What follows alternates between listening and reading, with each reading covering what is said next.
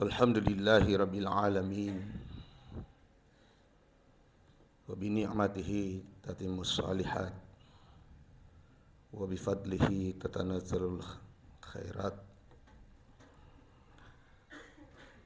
Asyhadu an la ilaha illallah wahdahu la syarikalah wa asyhadu anna Muhammadan abduhu wa rasuluh. Allahumma salli wa sallim ala hadha nabil karim wa ala alihi wa sahbihi ajma'in, amma ba'd. Fayahil muslimun al-hadirun, usikum wa iyaya bitaqwallah faqad fazal muttaqun. Faqad qala Allah subhanahu wa ta'ala fil Qur'anil karim, a'udzu billahi minasyaitonir rajim. Ya ayyuhalladzina amanu taqullaha ittaqullaha wal tanzur nafsum ma qaddamat lighadi wattaqullaha innallaha khabirum bima ta'malun. Wa qala aidan wa iztazana rabbukum la in syakartum la azidannakum wa la in kafartum inna azabi lasyadid ila akhiril ayah. Sadaqallahul azim.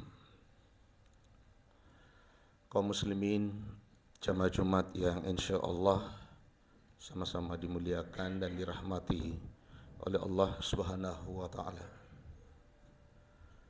Puji syukur kehadirat Allah Subhanahu wa ta'ala senantiasa kita panjatkan atas limpahan rahmat, hidayah dan taufiknya kepada kita semua.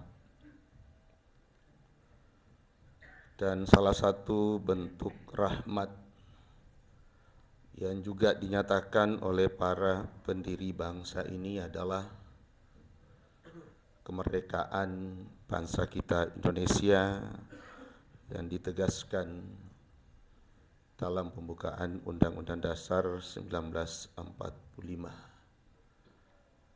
atas berkat dan rahmat Allah yang Maha Kuasa dan seterusnya. Salawat dan taslim atas junjungan Nabi Allah Muhammad sallallahu alaihi wasallam, Nabi junjungan dan panutan terbaik kita. Beliau pun juga menunjukkan perjuangan yang sungguh sangat luar biasa untuk memerdekakan tanah kelahirannya, memerdekakan diri dan umatnya, dan tentunya sebagai kita umatnya juga harus menjadikan beliau sebagai teladan terbaik kita dalam memaknai dan mensyukuri nikmat kemerdekaan itu. Jamaah Jumat yang dimuliakan oleh Allah Subhanahu wa ta'ala, salah satu saya kira berita yang viral, meskipun itu sudah ada bantahan, tapi saya mencermati bantahannya tidak tuntas, bahwa dalam rangka upacara hari ulang tahun kemerdekaan ke-79 negara kita, agar cuacanya tetap cerah, maka kemudian ada arahan bagaimana supaya bisa dijaga. Tentu yang lebih utama adalah karena ini berkaitan dengan kealaman, maka biasanya yang lebih tepat, rasional dan ilmiah adalah pendekatan teknologi. Tetapi masih ada juga yang viral bahwa itu didatangkan pawang. Semoga ini beritanya hoax. Kenapa? Karena ingin sebuah negara yang maju, salah satu indikatornya saya kira hari ini adalah didukung oleh teknologi yang maju, yang kuat.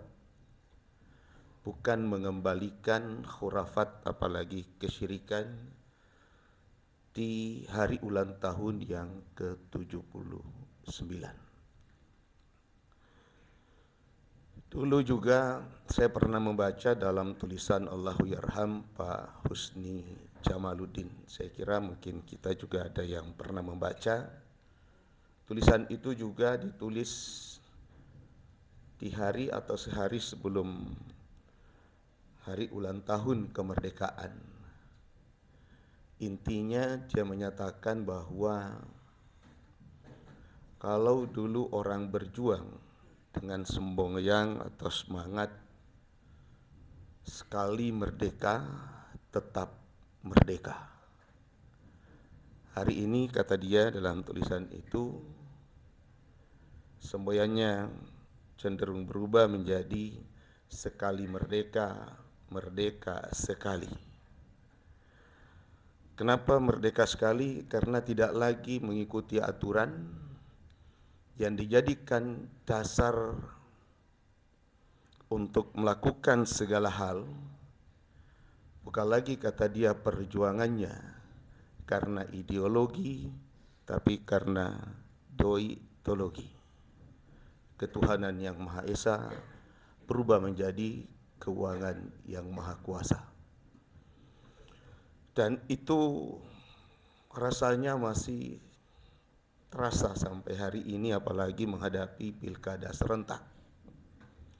Orang-orang yang punya uang kadangkala menunjukkan sikap kepongahan dan keangkuhan untuk kemudian bisa menghentikan seluruh gerak yang lain karena dia bisa membeli seluruh suara yang ada atau yang berpengaruh.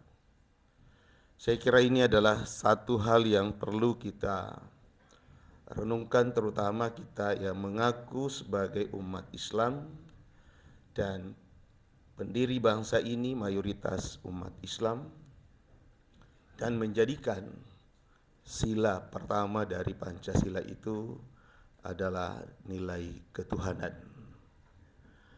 Mengapa menjadi penting nilai ketuhanan? Karena dalam keyakinan, seharusnya dalam keyakinan kita sebagai orang Muslim yang beriman, keimanan itulah yang kemudian bisa menggerakkan seluruh hal kehidupan kita untuk mencapai kesejahteraan, kebahagiaan hidup dunia dan akhirat. Bagi orang beragama Islam yang tidak istiqamah keimanannya, maka akan sulit berperilaku berperih kemanusiaan. Tetapi boleh jadi kita merdeka sudah yang ke-79 tahun, tetapi kita hanya memahami kemerdekaan melepaskan belenggu, atau bahkan boleh jadi hari ini belenggu berubah. Kalau dulu penjajah dari seperti Belanda, tidak memberikan kemerdekaan dalam pengertian bangun sebuah negara yang memiliki harkat dan martabat diakui. Tetapi boleh jadi belenggu hari ini adalah ketidakmampuan kita sebagai bangsa Indonesia untuk mengatur negeri kita, untuk merdeka membangun negeri kita, karena kita tergantung atau terbelenggu oleh pihak lain. Karena itu ketuhanan harus menjadi dasar untuk melakukan atau bersikap pri kemanusiaan. Dan bagi orang yang tidak memiliki pri kemanusiaan tentu sulit untuk bisa bersatu. Karena melihat yang lain itu adalah selalu musuh. Tindakan-tindakannya yang tidak berperi kemanusiaan akan merusak persaudaraan. Dan kalau persaudaraan rusak, pasti sulit untuk mewujudkan persatuan. Dan kalau persatuan tidak bisa terwujud, tentu tidak akan bisa duduk bersama untuk membicarakan permasalahan yang kemudian bisa berakhir dengan sebuah permusyawaratan yang menghasilkan permufakatan. Maka tentu yang terjadi kalau dulu ada namanya single majority, mungkin hari ini menjadi single authority karena keuangan yang maha kuasa. Kalau kita tidak bisa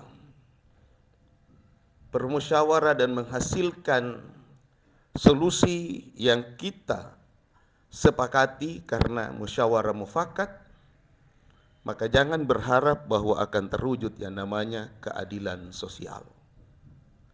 Karena pasti yang akan menikmati hanyalah kelompok-kelompok tertentu.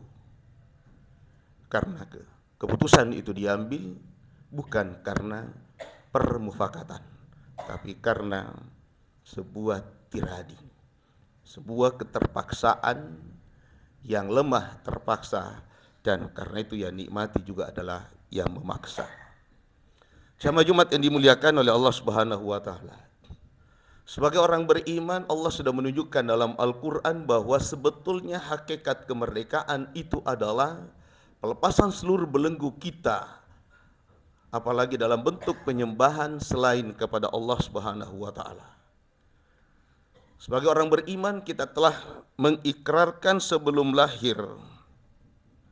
Ketika kita ditanya, wa in ta'azzana rabbukum la in syak apa? Wa iz akhadha min rabbika ya maaf. Wa in akhadha rabbuka min bani adama min zurriyatihim min zuhurihim zurriyatihim wa ashhadahum ala anfusihim alastu bi rabbikum qalu bala syahidna. Maaf, tidak pakai kacamata.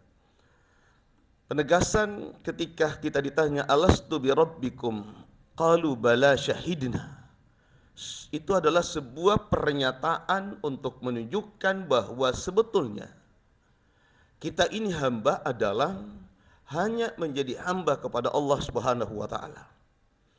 Maka di ayat lain ditegaskan bahwa seluruh nabi dan rasul itu diutus adalah agar manusia menyembah Tuhan yang satu, yakni Allah Subhanahu wa taala. Walaqad ba'atsna fi kulli ummatin rasul an i'budullah wajtanibut taghut. Semua rasul-rasul ini diutus oleh Allah itu adalah dalam rangka agar kita manusia menyembah Allah dan tidak menyembah taghut. Berhala-berhala itu bisa berubah.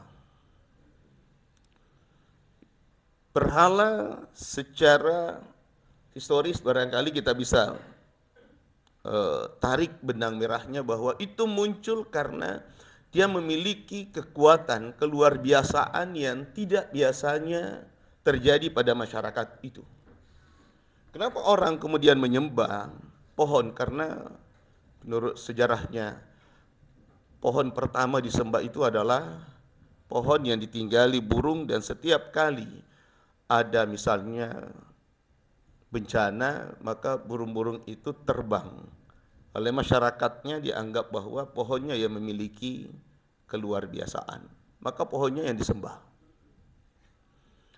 Ketika ada tokoh-tokoh seperti Al-Lata, Wal-Uzza, Suwa, Manat, dan seterusnya, adalah tokoh-tokoh yang hebat.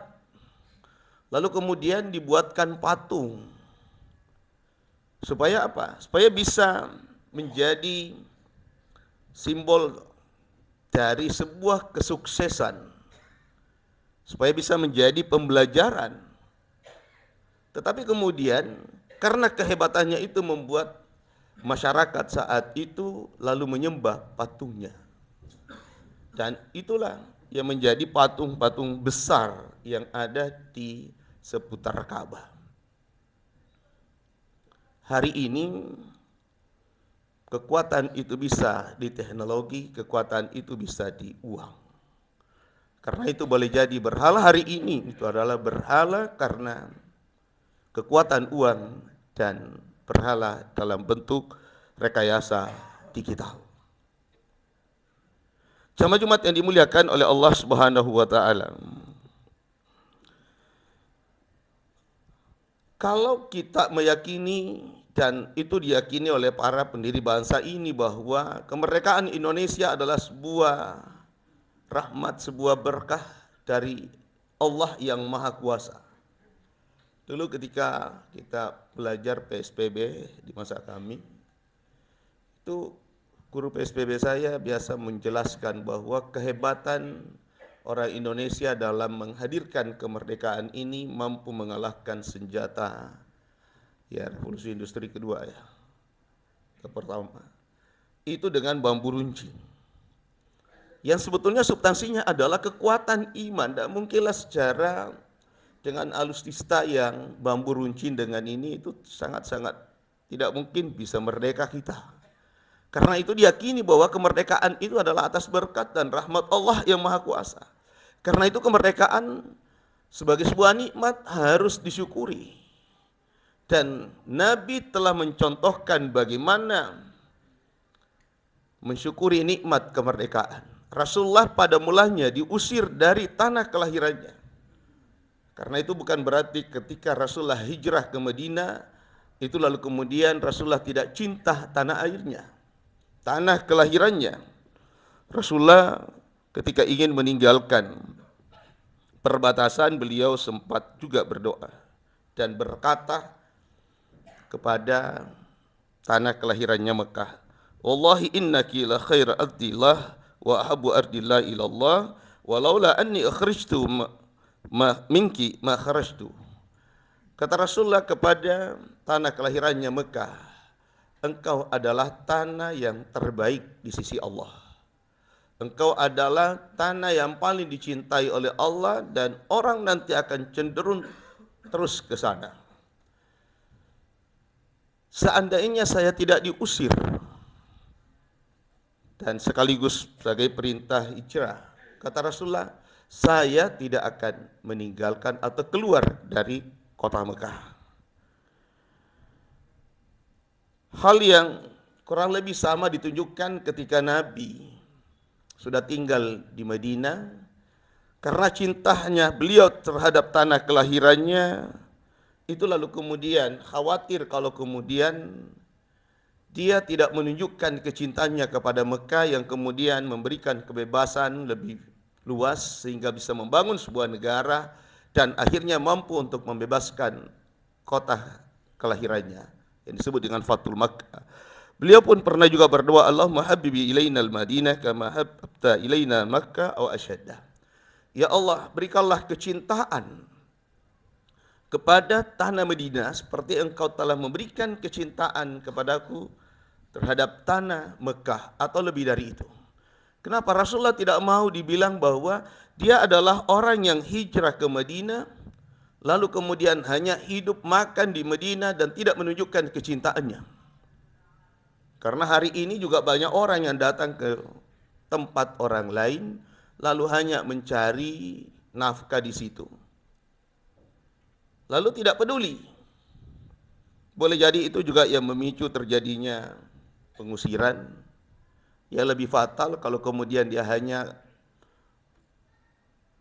meraup keuntungan dari sumber daya alam kita, meninggalkan lingkungan yang tidak aman dari lingkungan amdalnya, lalu kemudian dia pergi.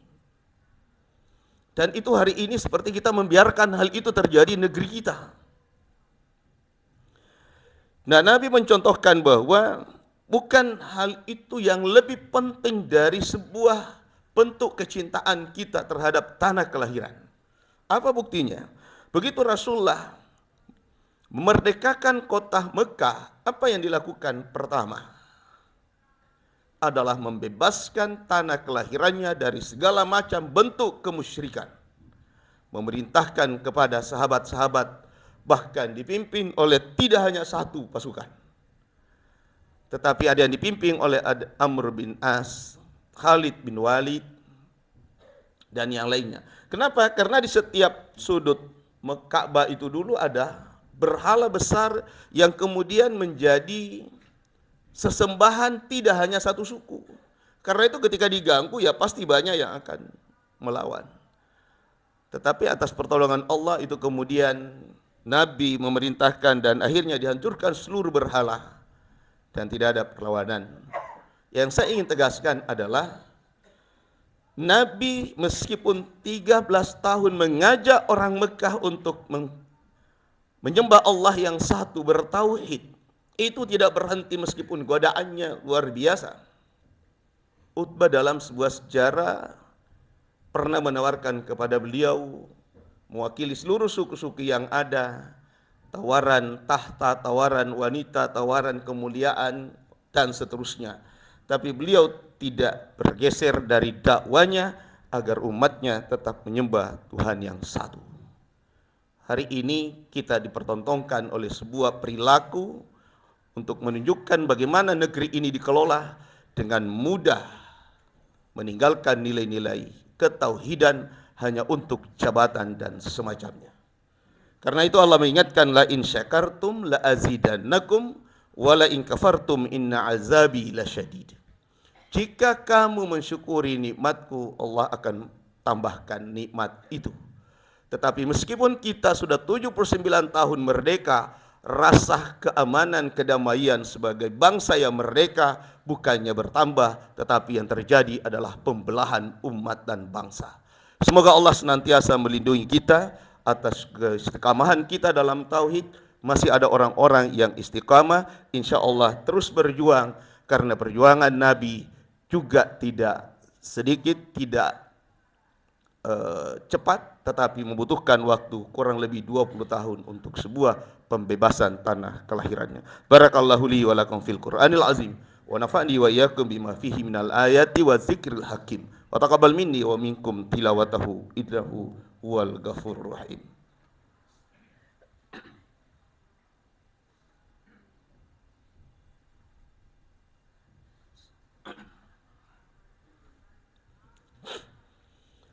Alhamdulillah hamdan katsiran kama amar. Asyhadu an la ilaha illallah wahdahu la syarikalah wa asyhadu anna Muhammadan abduhu wa rasuluhu al-mab'uts rahmatan lil alamin. Faqad qala subhanahu wa ta'ala fil Qur'anil karim, a'udzu billahi minasyaitonir rajim. Ya ayyuhalladzina amanu ittaqullaha haqqa tuqatih wa la tamutunna illa wa antum muslimun. Wa qala idan innallaha wa malaikatahu yusholluna 'alan nabi. Ya ayyuhalladzina amanu sallu alaihi wa sallimu taslima.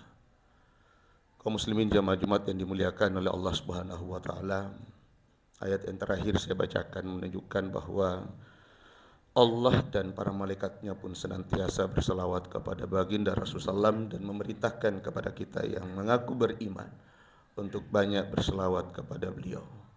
Selawat kita saya kira tidak cukup hanya dengan ucapan Allahumma salli ala Muhammad, tetapi yang tidak kalah pentingnya adalah bagaimana kita mengkaji secara hidup beliau, memperjuangkan Islam ini, membebaskan manusia dari segala macam bentuk perbudakan, penghambaan, belenggu dan ketergantungan selain daripada Allah Subhanahu wa taala.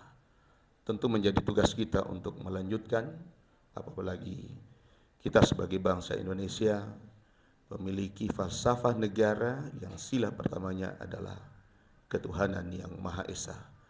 Semoga ini menjadi bagian dari ikhtiar kebangsaan kita untuk bisa menjaga umat dari segala macam bentuk kesyirikan karena kebutuhan-kebutuhan dan kepentingan lainnya.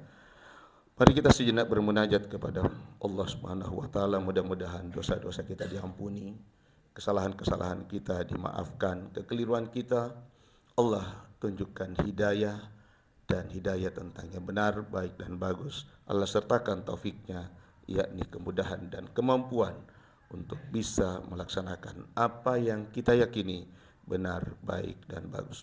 Allahumma salli ala Muhammad wa ala ali Muhammad. Allahumma ighfir lil muslimina wal muslimat wal mu'minina wal mu'minat al ahya'i minhum wal amwat innaka sami'un qaribun mujibud da'wat wa yakadil hajat. Allahumma ansur man nasara din wa hazul man hazal al muslimin. Allahumma arinal haqqa haqqa warzuqna ittiba'ah wa arinal batila batila warzuqna ijtinabah. Allahumma rabbana atina min ladunka rahmah wa hayyi lana min amrina rasyada.